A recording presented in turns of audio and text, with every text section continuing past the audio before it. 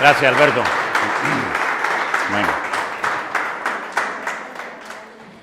Muy buenos días, hermanos. Señor les bendiga. La verdad estamos muy contentos y muy agradecidos por este precioso fin de semana que el Señor nos permite estar con ustedes y disfrutar. No conocía este local. La última vez que estuve estabais en un cine, me parece, ¿no?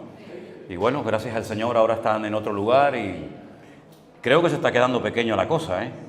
Así que no sé cuáles son los proyectos, pero esto se va a quedar pequeñito, ¿eh? También yo vengo acompañado, en este caso vengo con mis dos hijas, que una está, sí, ahí están mis dos hijas, Priscila la mayor, con su marido y con mi nieto. Si oyen algún grito o algo, pues es él, ¿vale?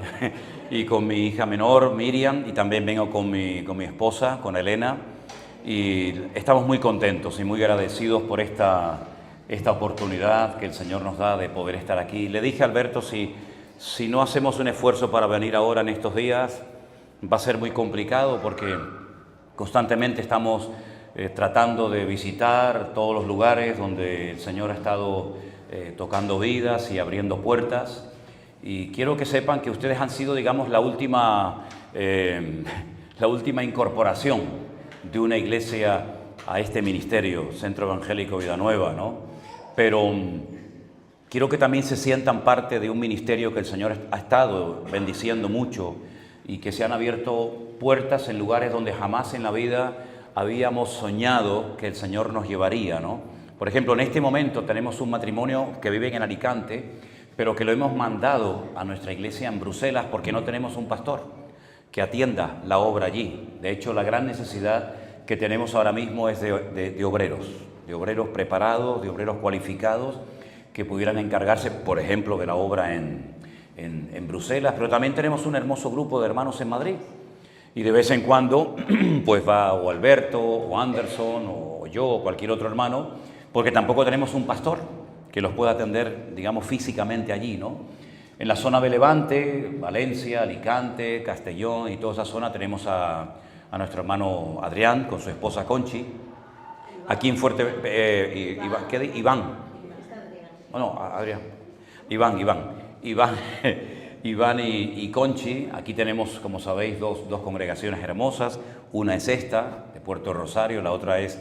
El otro día me equivoqué y cada vez que meto la pata en internet, al día siguiente me comen la gente. No sé qué. Ah, también tenéis obra en Corralejo. Digo, bueno, a lo mejor hablé por fe, que teníamos algo en Corralejo y resulta que era en... ¿Cómo se llama? En Morrojable, ¿no? Y bueno, el Señor nos ha ido, ¿verdad?, sorprendiendo porque desde los días de la pandemia, aquellos días que fueron únicos en el mundo, pues el Señor comenzó a sorprendernos y comenzó a ponerse en contacto con nosotros, milagrosamente cientos y cientos y miles de personas de todas partes del mundo, y surgieron iglesias en Colombia, en Ecuador, en Estados Unidos, en México, y estamos muy agradecidos al Señor porque yo siento en mi corazón que esto no ha hecho más que empezar, ¿verdad? Lo importante es que le demos, por supuesto, toda la honra, toda la gloria al Señor siempre, por supuesto, eso, la obra quien la está haciendo es el Señor, no el hombre. Pero en segundo lugar, que también estemos abiertos a lo que el Señor tenga preparado para cada uno de nosotros en un futuro no muy lejano, porque esto no ha hecho más que comenzar y sabemos que el Señor tiene ganas de hacer grandes cosas, no solamente entre su pueblo, sino también, por supuesto, alcanzando a centenares y a miles de personas que de alguna manera, en algunos casos se han puesto por primera vez en contacto con las cosas de Dios, ¿verdad? Muchos maridos, ¿no?, me dicen, bueno, yo a través de los devocionales y de este tema del pastor online y de los cultos, es la primera vez en mi vida que comienzo a interesarme por la lectura de la Biblia, por la palabra de Dios. Y yo siempre digo que cuando una persona rompe ese hielo, ese miedo, porque parece como que hay miedo, ¿no? Uno es capaz de experimentar todo tipo de experiencias y de leer todo tipo de cosas raras y extrañas, pero cuando hablamos de la Biblia, como que la gente dice, se pone en guardia. Cuando este libro concretamente que tenemos en nuestras manos, es el único libro que usted lo puede leer toda su vida. Yo llevo más de 40 y pico de años leyéndolo todos los días. Y nunca te cansa. Eso no te va a pasar con ningún libro. Ningún libro lo vas a leer cientos y miles de veces y siempre te va a decir algo nuevo, pero este libro sí. Esta versión, esta traducción en español que tenemos nosotros, se hizo aquí en España. Tenemos que estar tremendamente orgullosos de que unos sacerdotes sevillanos en un monasterio, en la época de la Inquisición en España, se atrevieron a traducir de los textos originales del hebreo, el Antiguo Testamento, y del griego, el Nuevo Testamento, la Biblia al idioma español, al castellano, ¿verdad? Y es un privilegio el poder tener la palabra de Dios en nuestro propio idioma. No fue fácil introducir la Biblia en aquellos tiempos en España, dicho sea de paso, estaba prohibida. De hecho, Julianillo, que era aquel pequeñito, casi jorobado de aquellos siglos, metía las Biblias en toneles de vino a través de los Pirineos, al final fue quemado por la Inquisición en España, ¿no? Quiero decir que cada vez que usted abra este libro, quiero que sepa que hay muchas vidas que terminaron siendo sacrificadas, quemadas, torturadas, para que la palabra de Dios llegara hasta nuestras manos en el día de hoy. Así es que vamos a orar en este momento, porque vamos a abrir la Biblia ahora y vamos a leer una porción, varias porciones de este santo libro, y Dios va a hablar a tu vida y a nuestros corazones. Amén, hermanos. Oramos al Señor. Te doy muchas gracias, Señor, por esta oportunidad y este privilegio maravilloso que nos estás dando en esta mañana de poder estar aquí reunidos en este lugar. Gracias por esta obra, esta iglesia que tú has levantado, y oramos para que tú la bendigas, la prosperes y la uses grandemente. Ahora pedimos, Señor, que cuando leamos tu santa palabra, tú hables a nuestros corazones, a nuestras vidas, y podamos disfrutar de este tiempo de reflexión en torno a tu palabra, en torno a estas historias extraordinarias que tú cuentas en tu palabra y que tanto beneficio y crecimiento espiritual pueden producir en nuestras vidas. Nos ponemos en tus manos, en el nombre de Jesús. Amén. Amén. Tenemos, curiosamente, 4 biografías de Cristo en nuestras Biblias o evangelios. Y yo quiero leer unos versículos del tercer evangelio, que se llama Lucas.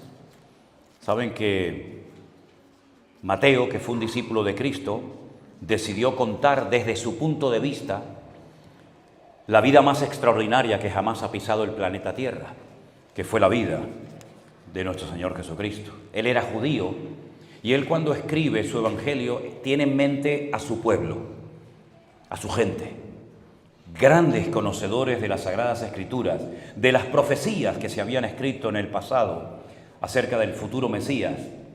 Y por eso él, cuando escribe su evangelio, muchas veces recurre a la frase o a la expresión como está escrito por el profeta y como dijo el profeta, ¿verdad? Porque los que van a leer su evangelio saben de qué está hablando. Sin embargo, Marcos le va a escribir a gente que no tiene ni idea de la Biblia, no tiene ni idea de los profetas del Antiguo Testamento. Él le va a escribir a los romanos, gente politeísta, gente idólatra, gente arrogante, soberbia, gente que en aquel momento dominaba prácticamente el mundo conocido, desde Finisterre en España, todo Portugal, España, Francia, Alemania, toda Europa era prácticamente de ellos, el Medio Oriente, todo lo que es hoy en día el Magreb o todo lo que es el norte de Europa. Y entonces él no emplea la expresión como está escrito por el profeta, porque ellos no tenían profetas. Por lo tanto, ellos no tenían ni la más remota idea de lo que significaba una profecía. Y por eso las palabras, las expresiones, el estilo literario de Marcos es completamente diferente. Sin embargo, Lucas le va a escribir a un hombre culto, un tal Teófilo. Ese nombre significa el que ama a Dios o el amado por Dios. Y él emplea un lenguaje muy profundo, porque emplea un estilo del griego clásico, donde aparecen expresiones e historias que no aparecen en ningún otro evangelio, ¿vale? Y bueno, ya el de Juan, digamos, es tema aparte, porque fue el hombre que más cerca vivió del corazón del Señor Jesucristo, lo conoció muy bien, eran casi parientes, y fue el hombre que permaneció fiel hasta el pie de la cruz, y fue el hombre que tuvo el privilegio de llevarse a su casa, a Éfeso, donde terminaron viviendo, a la madre, a María, del Señor Jesucristo. Imagínate las conversaciones, supongo yo, hasta altas horas de la noche que Juan habrá mantenido con María, diciéndole, oye, y cuéntame esto, y cómo fue aquello, ¿no? Y tantas cosas interesantes. Pero Lucas dice que él, después de haber investigado diligentemente, quiso escribir por orden una especie de biografía de la vida de Jesús. Y él cuenta milagros, parábolas, resurrecciones de muertos, etc. Pero curiosamente al final del Evangelio, él habla del día de la despedida. Porque fueron 3 años maravillosos, créanme, ¿eh? Eran 24 horas al día pegado al Señor Jesucristo, y ellos sabían cosas que nosotros nunca vamos a saber, por lo menos en esta vida, porque no vivimos pegados a Cristo como ellos vivieron. Ellos sabían la altura de Cristo, ellos sabían el color de sus ojos, ellos sabían los gestos que tenía, las costumbres que tenía, que no las reflejaron en los evangelios. Pero Lucas, al final de su evangelio, dice que el día de la despedida, Jesús decidió retirarse un poco, como a unos 5 kilómetros aproximadamente, fuera de la ciudad de Jerusalén, a una localidad llamada Betania. Betania, como bien saben ustedes, era un pueblecito que existe hoy en día, de mayoría árabe, hay que decirlo, donde vivía una familia que para nosotros es muy conocida y yo diría que hasta muy querida. Allí vivía ¿quién? Marta, María y Lázaro, ¿verdad? Aquel que había estado 4 días muerto y el Señor lo había resucitado. Pues en Lucas 24, verso 50, dice que lo sacó fuera hasta Betania y alzando sus manos los bendijo. Esto de alzar las manos era un gesto que se hacía una vez al año en el templo de Jerusalén por parte del que llamaban el Cohen Gadol, el gran sacerdote o el sumo sacerdote, como nosotros le conocemos, que cuando la gente venía en el día más sagrado del año, el día del Yom Kippur, el día del perdón, cuando entraba el sumo sacerdote a la presencia del Señor y pedía perdón por los pecados del pueblo, y cuando éste salía afuera y ya el pueblo como que se relajaba porque la ofrenda, el sacrificio había sido aceptado, él levantaba sus 2 manos y entonces daba una bendición, que es la famosa bendición sacerdotal.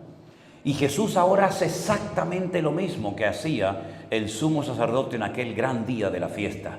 Levanta sus manos y comienza a bendecir a sus discípulos. Y dice que mientras los bendecía, se separó de ellos. Esto es algo muy interesante porque generalmente las bendiciones del Señor nos unen, ¿verdad? Las bendiciones del Señor nos hacen disfrutar juntos y tener comunión y descubrir cosas juntos para servir mejor al Señor. Pero en esta ocasión la bendición trajo un distanciamiento, una separación, pero una separación que no se ha vuelto a producir la unión hasta el día de hoy.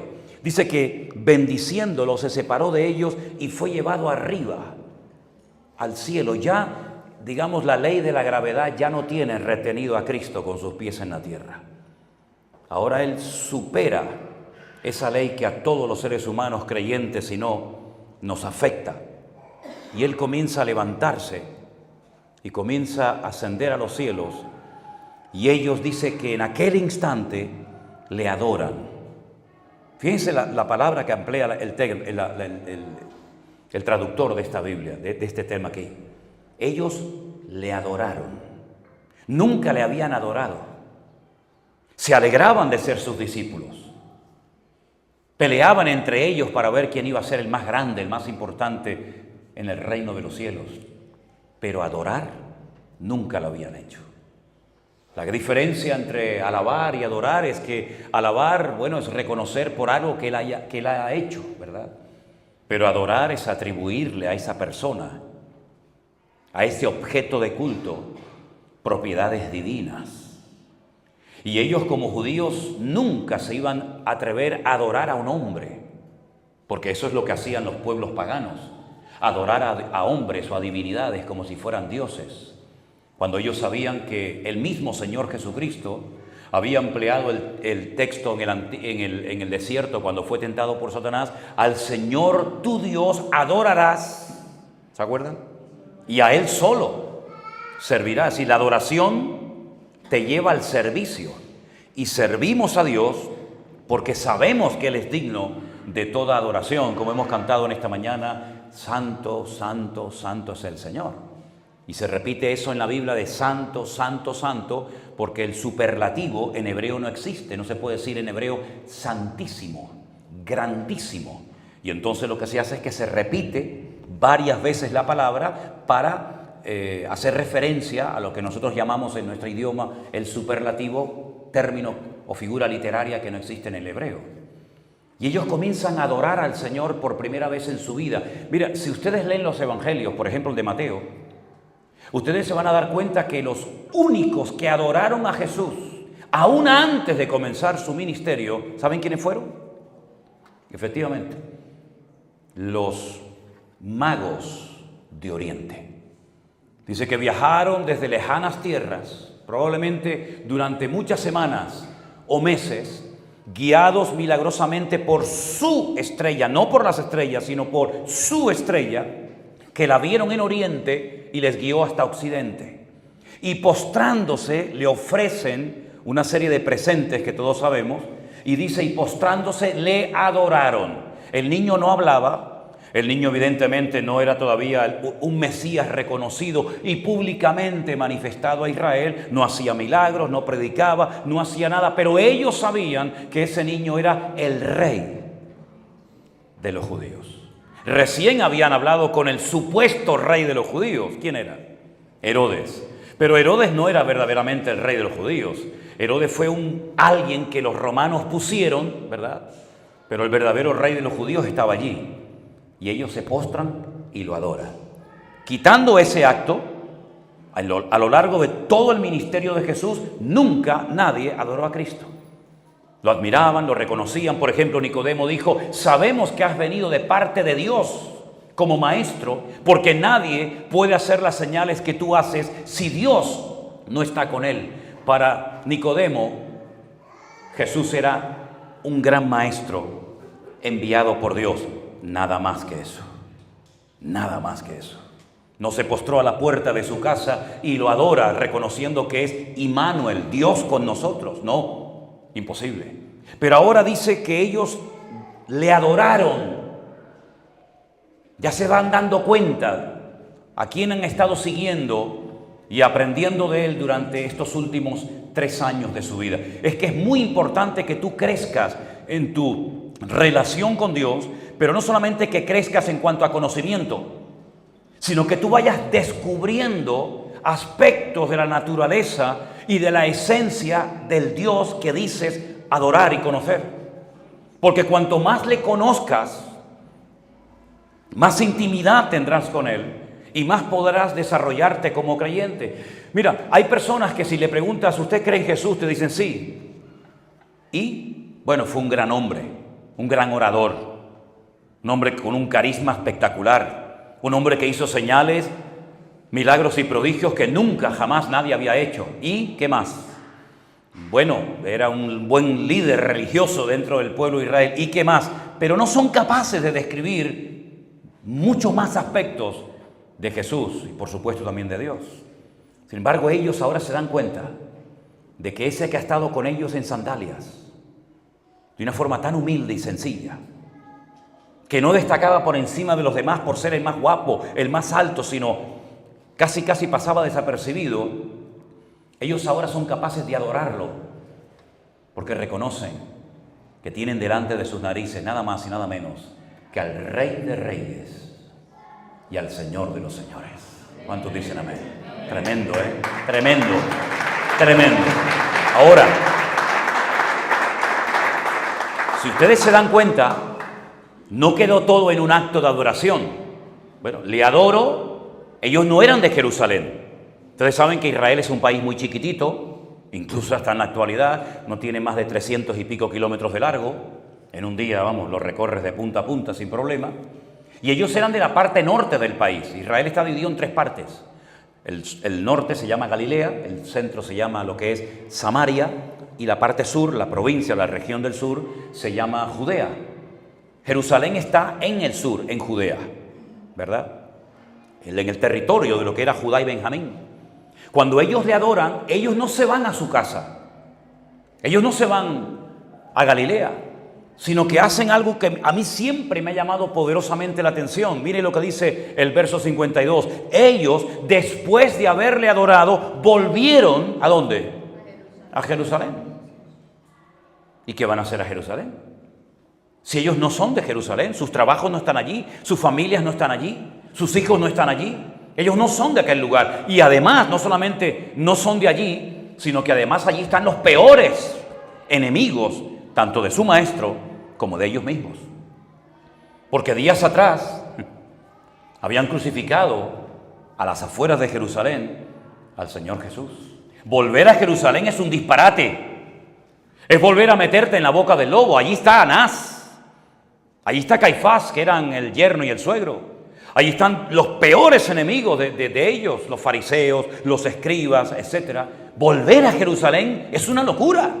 Pero ¿por qué vuelven a Jerusalén y no se van otra vez a su región? Porque habían recibido una orden del Señor. El Señor les había dicho en ese día de la despedida, aquí no lo dice, pero lo dice en otras partes y también en el libro de los Hechos, capítulo 1, id a Jerusalén y esperad la promesa del Padre. No sabían lo que era la promesa del Padre. No sabían cómo iban a darse cuenta de que la promesa del Padre de Dios ya se había materializado, ya se había cumplido. Por lo tanto, es un poco ambiguo, ¿no? Voy a Jerusalén y espero a que se cumpla una promesa, pero esa promesa, ¿cuándo sé que se ha cumplido? ¿Voy a sentir algo? ¿Se me van a poner los pelos de punta? ¿Voy a ver algún ángel descender del cielo? ¿Cuál es la señal? ¿Cuál es la evidencia de que dicha promesa se ha cumplido? No les dice nada. Les dice, id a Jerusalén y esperad la promesa del Padre. A mí siempre me ha interesado esto de esperar, porque es algo que, por lo menos a mí, me ha costado y me cuesta mucho esperar. Yo, por ejemplo, cuando voy a un sitio y hay cola, aunque el sitio sea muy bueno para comer, yo digo, no, yo me voy. Yo no voy a estar haciendo una hora cola para comer. Me voy a la panadería, me compro un pan y Santas Pascuas. Cuando vas a un banco y hay una cola, dices, vengo otro día. ¿A alguno de ustedes les gusta esperar colas y le encanta estar en atascos de tráfico? ¿Verdad que no? Sin embargo, es una de las lecciones de vital importancia en la vida de un creyente, aprender a esperar pacientemente en Dios. Encomienda al Señor tu camino, confía en Él y Él hará. ¿Cuándo? Ni idea. ¿Cómo? Ni idea. Pero tú espera pacientemente en el Señor. Bueno, ellos se van a Jerusalén y la pregunta es, ¿esperaron cuánto tiempo a que se cumpliera esa promesa del Padre? Bueno, vamos a hacer las cuentas. Dice la Biblia que el Señor Jesucristo, cuando resucitó, ¿cuánto tiempo estuvo con sus discípulos hablándoles, enseñándoles cosas acerca del reino, compartiendo con ellos enseñanzas profundas, recordándoles lo que Él les había enseñado? ¿Cuánto tiempo estuvo según la Biblia? 40 días, efectivamente, 40 días. ¿Cuántos días había estado muerto y sepultado? 3, ¿sí? Ya son 43. Bien. Hechos capítulo 2 dice, cuando llegó el día de Pentecostés, estaban todos unánimes juntos. Y de repente, así, sin esperarlo, y allí ocurre algo que Pedro entendió que eso era a lo que se refería el Señor Jesucristo cuando le dijo, esa es la promesa del Padre. No os dejaré huérfanos, rogaré al Padre para que os envíe el Consolador para que esté con vosotros para siempre. Él tomará de lo mío y os lo hará saber. Él os recordará todas las cosas que yo os he enseñado. Y cuando Él venga, Él se encargará de convencer al mundo de justicia, de pecado y de juicio. Porque no hablará por su propia cuenta, sino que hablará todo aquello que yo le indicare. Entonces, si estuvo el Señor 3 días sepultado, muerto, 40 días después de su resurrección caminando con sus discípulos, y la palabra o la fiesta Pentecostés significa 50, ¿cuánto tiempo estuvieron esperando? 100. Una semana, 7 días, ¿sí o no? 3 de muerto, 40 de resucitado, más 7 más, 50.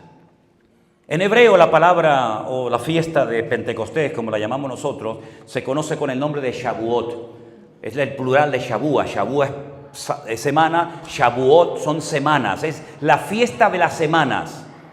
50 días después de haber salido de la esclavitud en Egipto, están en la falda del monte Sinaí. Moisés sube, está 40 días y cuando baja con las tablas de la ley, lo que se conoce como la Torá. Las instrucciones, 613 mandamientos para las viudas, los casados, los solteros, los guerreros, los agricultores, los ganaderos. Para todo el mundo había una ley. 50 días después de la Pascua, de haber sido crucificado el Señor Jesucristo, ellos recordaban que habían recibido del cielo un regalo tremendo. Fíjense qué curioso, siempre me ha llamado la atención. Eran esclavos, pero el Señor les regala un libro. Luego no eran analfabetos. Sabían leer y escribir. Nunca han existido analfabetos en el pueblo de Israel. Los niños aprenden a leer en casa con su papá, con la palabra de Dios en la mano. Un detalle para mí muy significativo. Bueno, pues 50 días después, cuando se producía esa fiesta, que era la fiesta del júbilo, de la alegría, porque era la fiesta de las cosechas, no de la siembra, sino de las cosechas.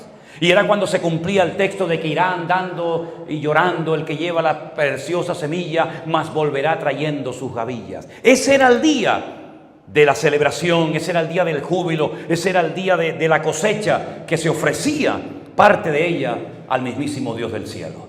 Ese día fue el que decidió el Señor que la promesa del Padre, ahora vamos a leer en qué consistía esa promesa, se cumpliera en la vida de sus discípulos. Por eso ellos van a Jerusalén.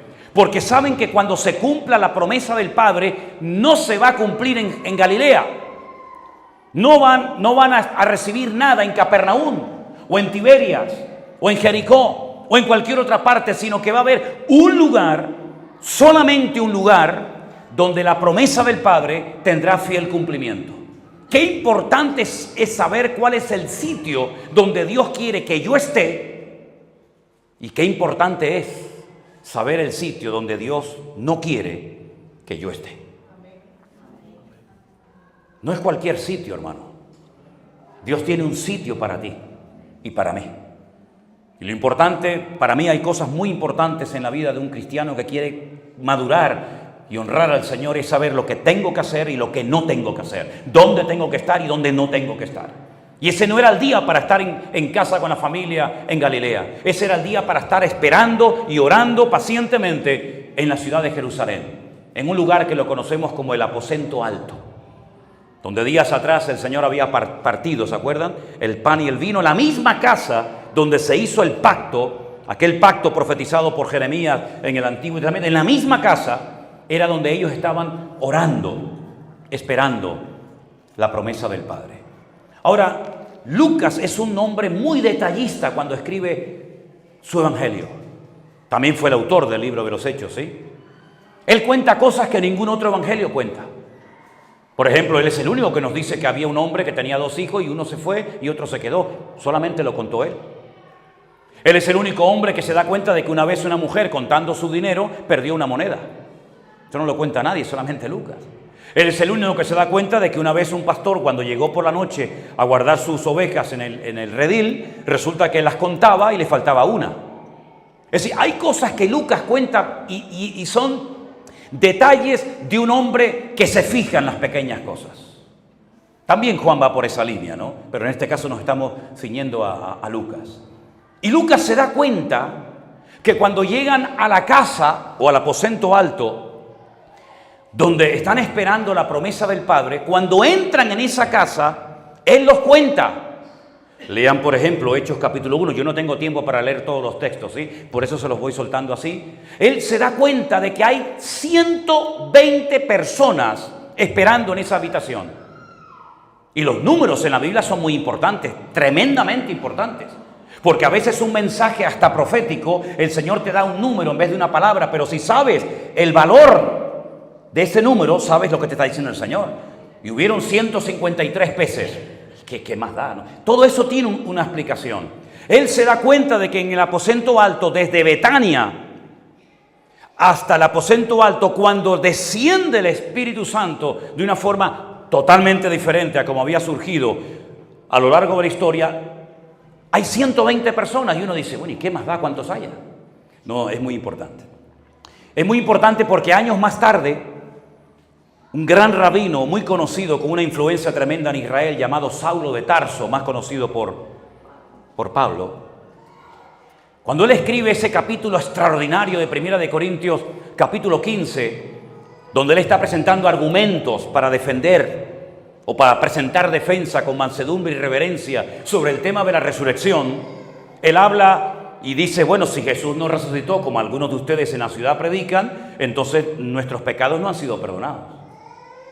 Si Jesús no resucitó, los que murieron creyendo que resucitarían tampoco lo van a resucitar. Si Jesús no resucitó, ¿por qué en vuestra ciudad hay templos de gente que se bautiza por los muertos? Si no van a resucitar. Y comienza a presentar todo tipo de argumentos, ¿no? Incluso después habla de las apariciones, algunas de las apariciones de Cristo. Y él menciona la última aparición de Cristo cuando dice, y finalmente se me apareció a mí, el último de la fila, como un abortivo. Pero hay un momento en Primera de Corintios capítulo 15 que él dice, y una vez 500 hermanos le dieron. Y hace referencia al día de la ascensión, cuando 500 testigos oculares lo vieron ascender a los cielos. Y dice, y muchos de esos testigos, muchos de esos hermanos todavía viven, ya otros habían muerto, pero muchos de esos hermanos viven y están entre nosotros. Quédate con ese dato, 500. Cuando llega el día de Pentecostés, Lucas se pone a contar y dice, aquí no están los 500 testigos, aquí hay solamente 120. Upa. Es decir, que en una semana, hemos dicho que esperaron una semana, ¿verdad? En una semana la iglesia pasó de 500 miembros a 120. Se perdieron 380 personas que quedaron por el camino. No me pregunten, por favor, bueno, lo pueden hacer, pero no te voy a contestar. No porque no quiera, sino porque no lo sé. ¿Dónde estaban ese día las 380 personas que faltaban? ¿Usted lo sabe? Yo tampoco. ¿Habría una cosa más importante que hacer ese día? Como aquellos que le dijeron, deja que primero entierre al viejo y cuando lo entierre yo te sigo. Es que me he comprado unas yuntas de buey y tengo que probarlas. Casualmente hoy las tienes que probar. Hoy justo las tienes que probar, ¿verdad? Es que me acabo de casar.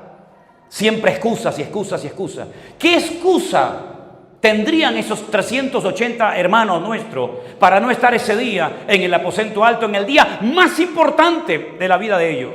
Que era nada más y nada menos que recibir esta tremenda experiencia que vamos a leerla ahora en Hechos capítulo 2. No sé, pero es una lástima ver a gente, a hermanos que han entendido el Evangelio, que han nacido de nuevo, que se cansan, que abandonan el camino antes de tiempo y no hay una promesa que dice, sé fiel hasta la muerte y entonces yo te daré la corona de la vida. Todas las 7 recompensas que se mencionan en el libro del Apocalipsis a cada una de las iglesias, siempre previamente se dice al que venciere, al que venciere. Nunca va dirigida la promesa al cobarde, al que se cansa, al que se aburre, al que se enreda en los negocios de esta vida. Por eso Pablo dice, ninguno que milita, ninguno que está metido en esto, se enreda en los negocios de la vida, a fin de agradar a aquel que lo tomó por soldado.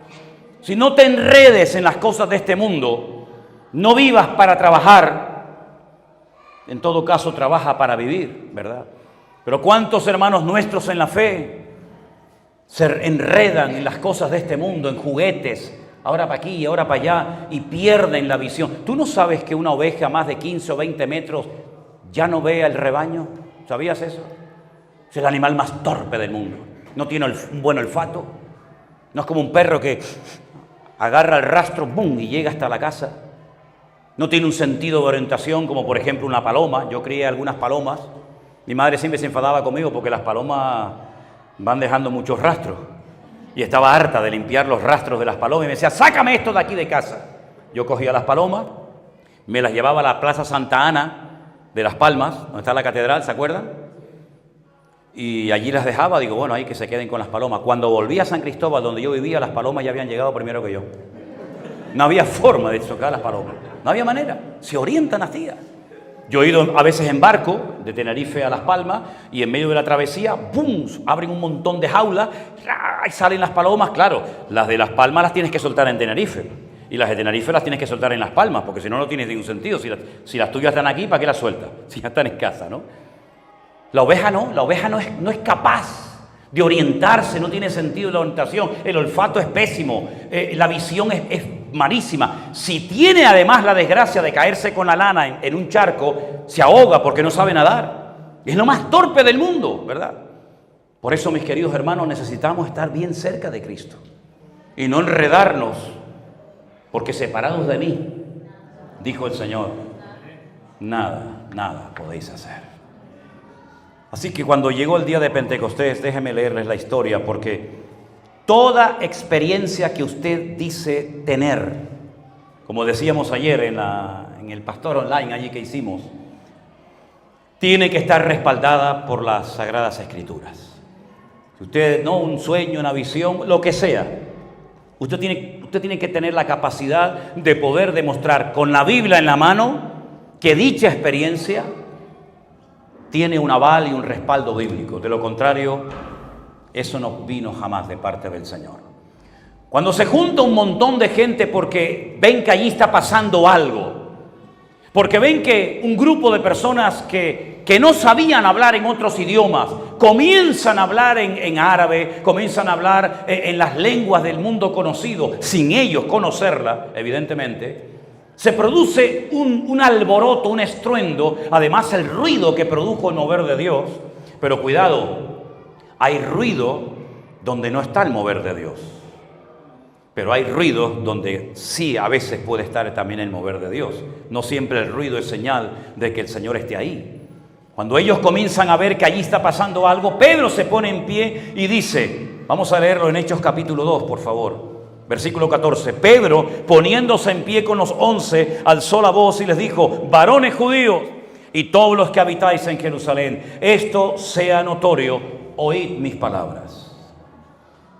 Estos no están ebrios, como vosotros suponéis, puesto que es la hora tercera del día. La hora tercera del día son las 9 de la mañana. Parece ser que a las 9 de la mañana en aquella época en Israel nadie se emborrachaba.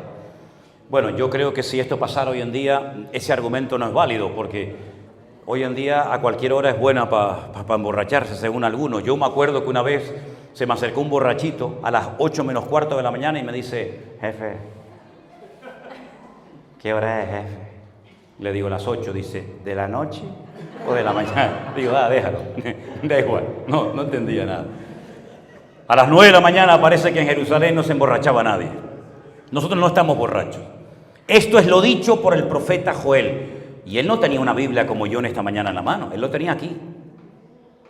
Él sabía de memoria que Joel había dicho que en los postreros días, dijo Dios, derramaré de mi espíritu sobre toda carne. Vuestros hijos y vuestras hijas profetizarán. Vuestros jóvenes verán visiones y vuestros ancianos soñarán sueños. ¿Usted tiene muchas visiones o muchos sueños? Porque si sueñas mucho, ya te estás haciendo viejo. Porque los sueños son para los viejos y las visiones son para los jóvenes, dice la Biblia. De cierto, sobre mis siervos y sobre mis siervas, en aquellos días derramaré de mi espíritu y profetizarán. Y da una porción bíblica de Joel capítulo 2, del 28 en adelante, extraordinaria, como diciendo, hermanos, amigos, esto que estáis viendo y oyendo no es un descontrol, no es un desmadre que hemos producido aquí, sino esto tiene un aval bíblico, esto tiene un apoyo escritural, de tal manera que ustedes pueden comprobar si lo que aquí está pasando realmente es algo divino o es algo producto de la carne.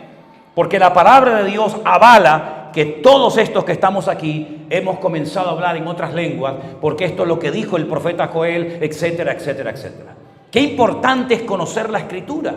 Primero, para no tener que decir amén a todo lo que oyes. Pero en segundo lugar, para poder filtrar por ti mismo. Para poder darte cuenta si lo que este señor que se llama pastor, obispo, reverendo o me da igual, lo que está enseñando a la iglesia viene de parte de Dios o de dónde rayo está viniendo. La gran tragedia de muchos cristianos últimamente, en los últimos años, ha sido el desapego que ha habido de la palabra.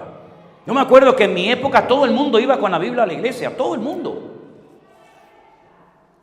Hoy en día cuando le digo, ¿y tu Biblia dónde está? Dice, no, la traigo aquí en el teléfono. Digo, bueno.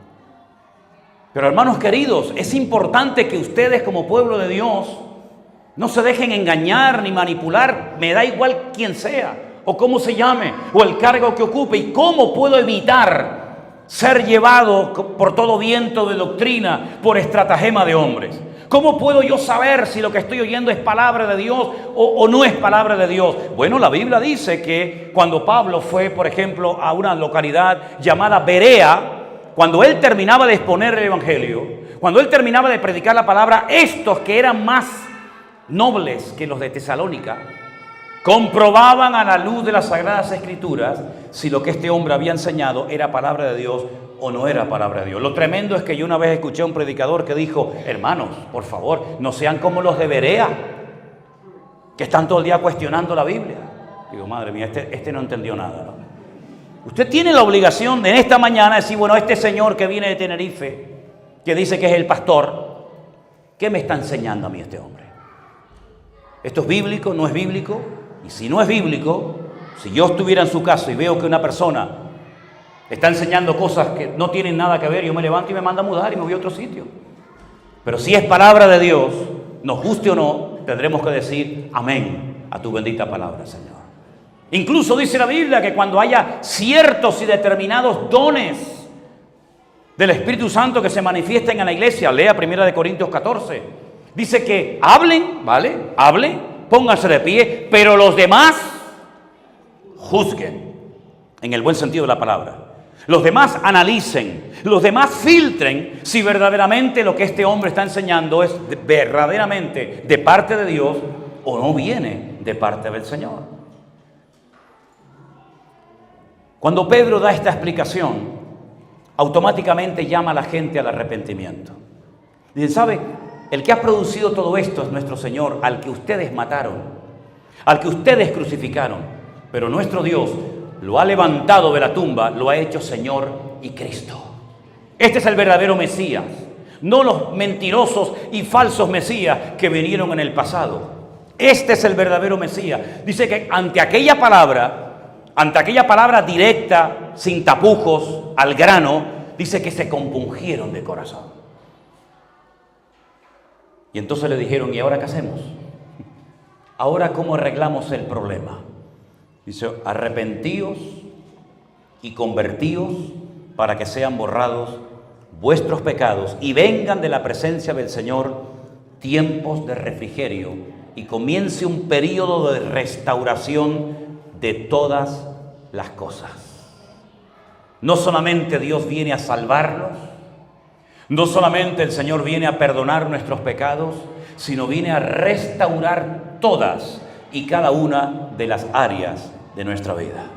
Hay algunos que necesitan en el aspecto, en el área familiar, ser restaurados, porque hasta que tu vida no sea restaurada y sanadas tus viejas heridas, difícilmente podrá ser usado por el Señor. Porque una persona herida emocionalmente, porque una persona herida por lo que le hicieron, por lo que le dijeron, o por lo que esperaba recibir y no recibió, es una persona frustrada, es una persona con heridas abiertas. Y cuando compartas la palabra, vas a hablar desde un corazón roto y desde un corazón herido.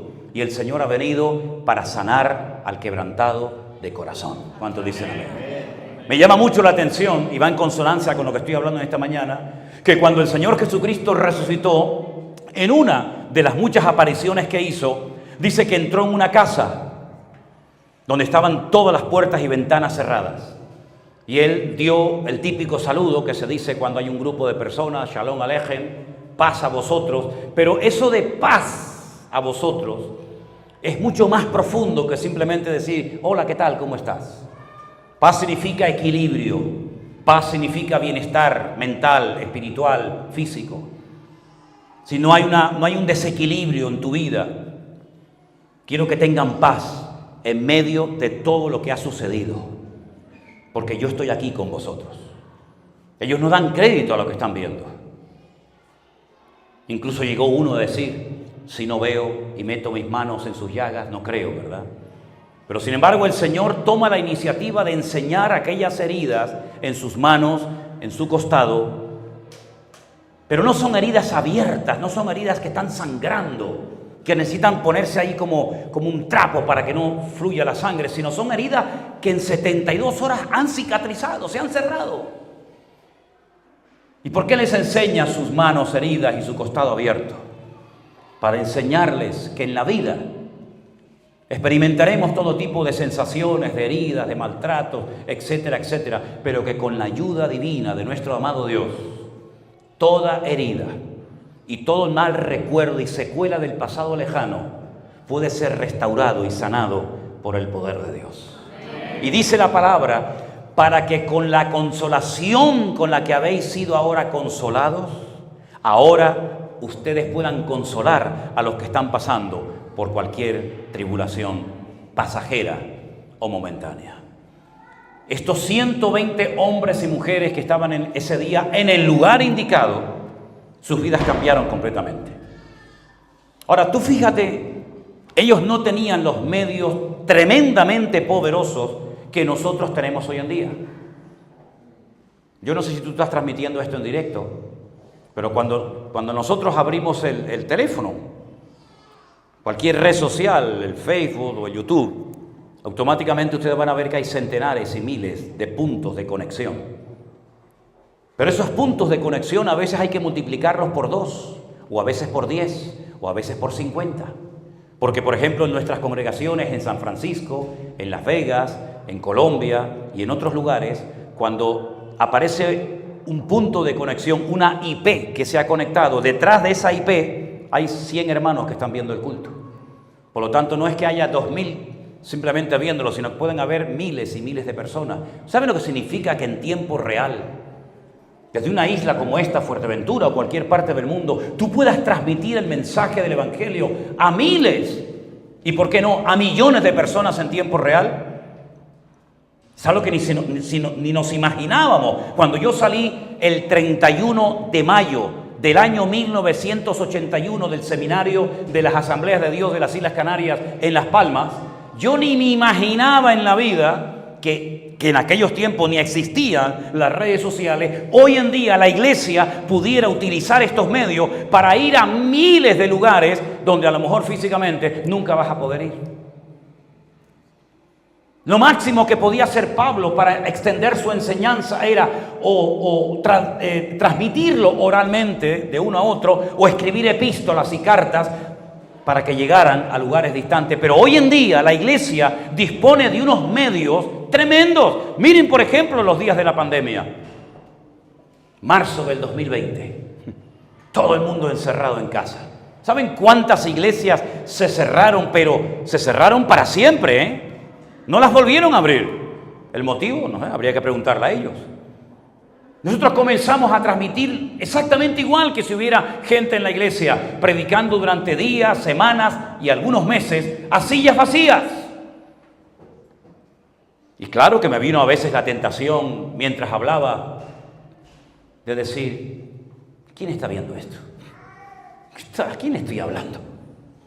Hasta que un día me llegó el mensaje de una hermana que tuve la oportunidad de conocerla personalmente, que fue utilizada por el Señor, y ella no sabe lo que el Señor la usó en ese momento.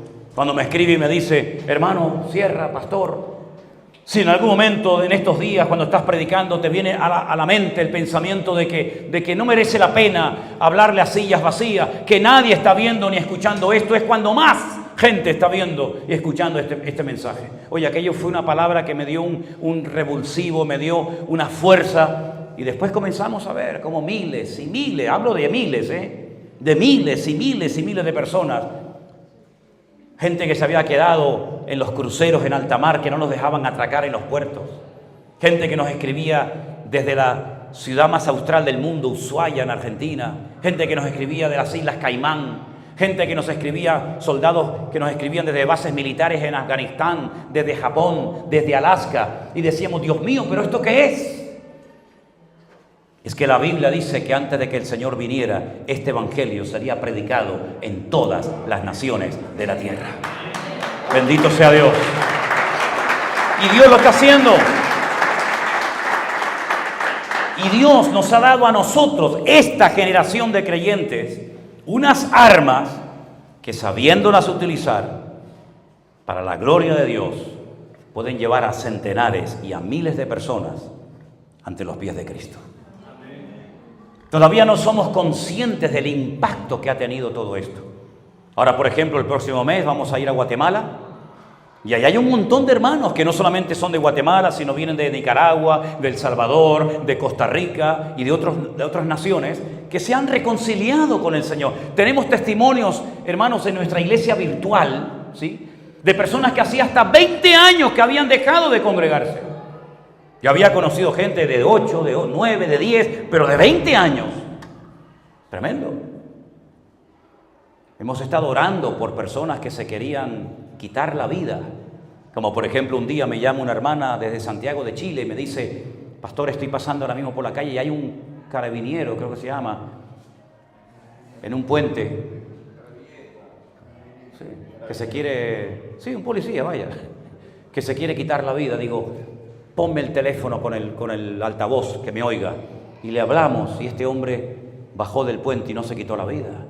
Hemos hablado por personas que me han dicho: mira, mi madre ya está en un punto que ya no hay marcha atrás, y orar por ella, darle unas palabras de consuelo, de ánimo, y a los pocos minutos llamarte a la familia y decir: ya mi mamá partió a la presencia del Señor.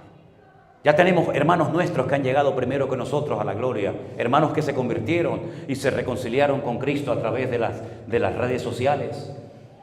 Claro, era tanta la invasión de gente que recibíamos, eran tantos los correos, eran tantas las llamadas, que le dije: Señor, danos sabiduría para poder atender a toda esta gente, para poder ministrar a tantas personas heridas y para poder ayudar a que crezcan y se fortalezcan en el Señor. Y fue entonces cuando el Señor puso en mi corazón la idea de hacer una iglesia virtual, que no le hace la guerra a una iglesia presencial, ni mucho menos, pero ¿y qué hacemos con esas viejitas, con esos matrimonios, con esos jóvenes, con esos presos que se han reconciliado y convertido a Cristo a través de todo este tiempo, a través de las redes sociales? Es decir, hermanos, ya no hay excusa para no servir al Señor. Yo no entiendo cómo hay creyentes, sobre todo jóvenes, que se aburren, que se cansan, cuando hay tanto trabajo por hacer. Hermano, cuando ellos recibieron aquella experiencia en el aposento alto, no era como una meta, sino era un medio, era una capacitación sobrenatural para que pudieran ir por todo el mundo a predicar el Evangelio. ¿De qué servía haber sido llenos del Espíritu Santo? ¿Para qué? ¿Para cantar mejor? ¿Para tener cultos más avivados y seguir disfrutando y engordando nuestros estómagos en la iglesia? ¿O era una capacitación sobrenatural para poder ir hasta lo último de la tierra llevando el Evangelio de Jesucristo? Era para eso. Y toda la experiencia, todo el conocimiento, todo lo que hasta el día de hoy tú has tenido la oportunidad y el privilegio de aprender y de recibir, es para capacitarte, para que puedas desarrollarte como creyente y ser un instrumento útil en las manos de nuestro Dios. Yo quiero que en esta mañana nos pongamos de pie un segundito, amados hermanos.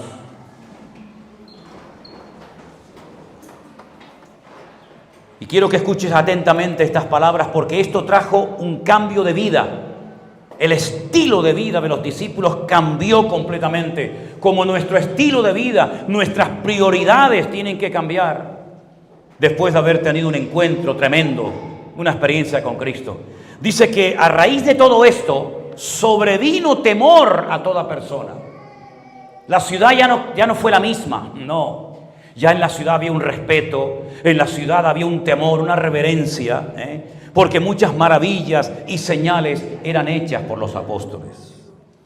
Todos los que habían creído, escuchen bien, tenían en común todas las cosas. Vendían sus propiedades, sus bienes, y los repartían a todos según la necesidad de cada uno.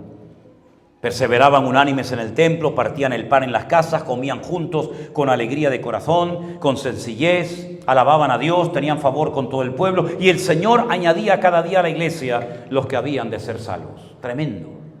Un cambio de vida radical. Cierra tus ojos y dile al Señor: Señor, Cambia radicalmente mi vida ahora que te he recibido y ahora que te conozco. No podemos seguir igual después de haber conocido a Cristo. Nuestra economía, nuestra familia, nuestros trabajos, nuestra vida privada y pública tiene que cambiar radicalmente a raíz de este encuentro que hemos tenido con Cristo. Todo el mundo que te conoce tiene que preguntar: ¿qué te ha pasado? ¿Qué te han hecho? ¿A dónde estás asistiendo? ¿Por qué? Porque Cristo cambia las vidas. Y te pedimos, Señor, humildemente en esta mañana, que esta iglesia del Puerto del Rosario sea verdaderamente un ejemplo, sea una luz, un punto de referencia a todo el mundo que conozca algún miembro que asiste a esta congregación. Bendice a mis hermanos, guárdales, protégeles, ayúdalos para que no solamente crezcan en el conocimiento de tu palabra, sino que también a la hora de esforzarse y de servirte en tu reino y en tu obra. Y te daremos a ti siempre toda la gloria y la honra, porque tú eres el único digno de recibirla. En el nombre de tu amado Hijo Jesús. Amén. Y amén. Dar ese fuerte aplauso a nuestro Dios en esta mañana. Aleluya. Aleluya. Gloria a Dios. Qué bueno es el Señor. Dile a tu hermano: esfuérzate. Dile: esfuérzate, que el Señor está contigo y quiere usar tu vida. Aleluya. Gloria a Dios. Dice que iban a cantar una canción de Rey de Reyes, Señores, Señores, o no era aquí, era en la otra. En la otra, ok. Amén, hermano. Ellos creo que dentro de un ratito tienen que salir ya prácticamente, ¿no? Ok, Alberto. Hermanos queridos, Dios les bendiga. Aunque no vengamos muy a menudo, siempre le tenemos en nuestros corazones, pero es que tenemos a tanta gente que atender que a veces es imposible poder visitarles con más frecuencia. Pero gracias por haber estado en esta mañana con nosotros. Oren por nosotros para que el Señor nos dé la fortaleza necesaria para cumplir con todas las responsabilidades que Dios nos ha dado. Dios les bendiga, mis queridos hermanos. Amén. ¿Ahora? ¿Ahora? Vale, ok. ¿Tú la vas a tocar? Él dice que van a cantar lo importante. Vale. Dame la nota. Toca. No. No sé en qué nota la vas a tocar, pero...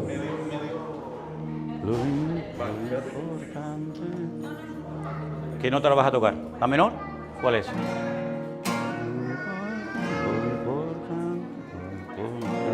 ¿La mayor? No, la mayor no, la menor. Perdón, la La menor. menor. A ver, empieza tú, a ver cómo la cantan ustedes aquí. Lo importante es no temer y mantener la fe. A ver esa palma, ¡vamos! Lo importante es no temer y mantener la fe. Y el que cree en Él no tiene miedo. ¡Aleluya! Miedo a perder nunca la fe. ¡Aleluya! El universo lo tenemos. De todo mal Él nos protegerá. Lo importante es no temer y mantener la fe. Venga, fuerte, vamos. Aleluya. Mantener la fe. Y el que cree en Él no tiene miedo. Aleluya. Miedo a perder nunca la fe. El Rey. Sí, Señor, de todo mal Él nos protegerá. Mi Shema, mi lo me fajé, aleluya. Y esta es una de ave, velano y es el mere ahora. Bejucho mero tano vicula. Lo importante es no temer, mantener la fe. Otra vez fuerte.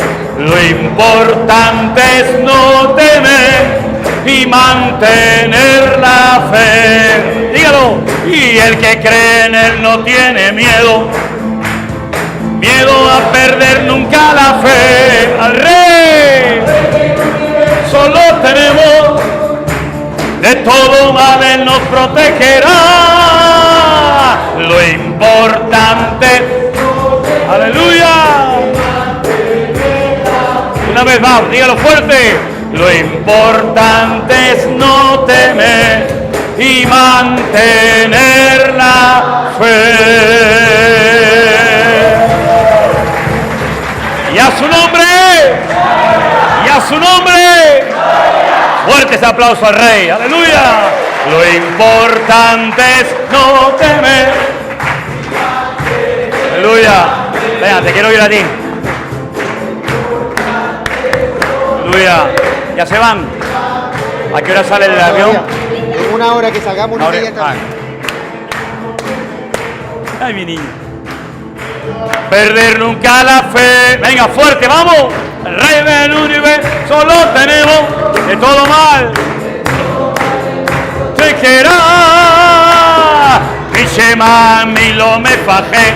Aleluya. Y esta es una lea ver. Velano y es el mele ahora. Bejucho merotano, mi culá. Lo importante no temer. Aleluya. Fe. Lo importante no temer y mantener la fe.